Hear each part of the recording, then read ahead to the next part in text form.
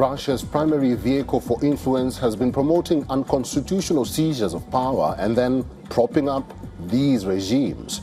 This pattern has been most evident in the Sahel. The visit by Russia's foreign minister underscores that notion.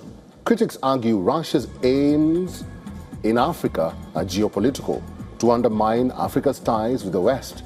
Others say Russia is advancing African stability, prosperity, and representative governance as part of the equation. But to what end? Here is our cover report from Niger.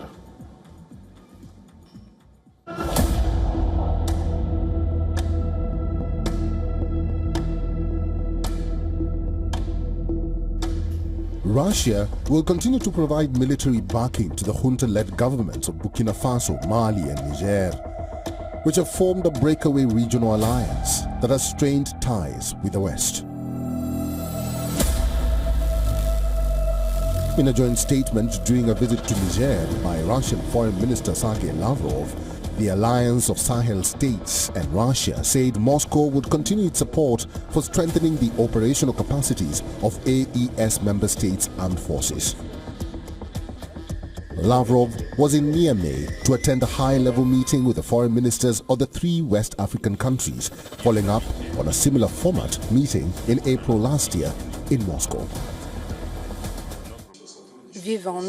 We expect that cooperation between Russia and the AES will provide an additional boost to strengthening the sovereignty of our states and to expanding our bilateral relations, as well as relations in a multilateral format. In October, the third Russia-Africa summit will be held in Moscow, and President Putin has wished our meeting every success and instructed me to tell you that he would be delighted to see the presidents of Burkina Faso, Mali, and Niger at this summit. The three Sahel region countries are ruled by military regimes that came to power through coups between 2020 and 2023, then turned their backs on former colonial power fronts and drew closer to Russia. Russia and its Africa Corps paramilitaries are helping the AES countries fight jihadist groups that have killed tens of thousands of people across much of their territories.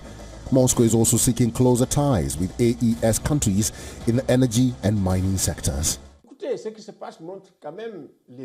Listen, what's happening does still show the objective limits of Russia's support. It's true, Russia supplies a lot of weapons, which others did not, but Russia itself has security problems at home because of the situation in Ukraine. Once in power, these juntas have acted in alignment with Russian interests, supported by information campaigns vilifying France, the West, and democracy.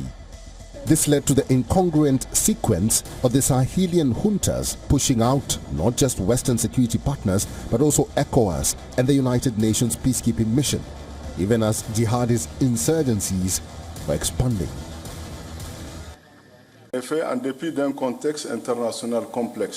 Despite a complex international context and the clearly stated determination of certain foreign powers intent on undermining the momentum towards sovereignty and independence of the states of the Sahel Confederation through sponsored terrorist attacks and economic, financial and informational terrorism, the AES is moving forward.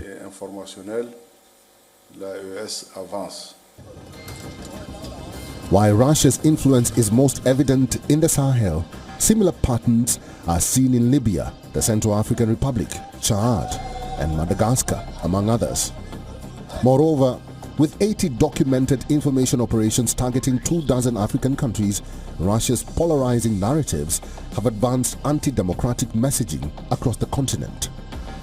An Achilles heel of Russia's strategy of disruption in Africa is that it is not sustainable. While Moscow may have been successful at pushing out Western security partners in the Sahel by investing little in the stability of these highly fragile countries facing escalating jihadist insurgencies, security is bound to unravel. Africa Bureau, WION, World is One.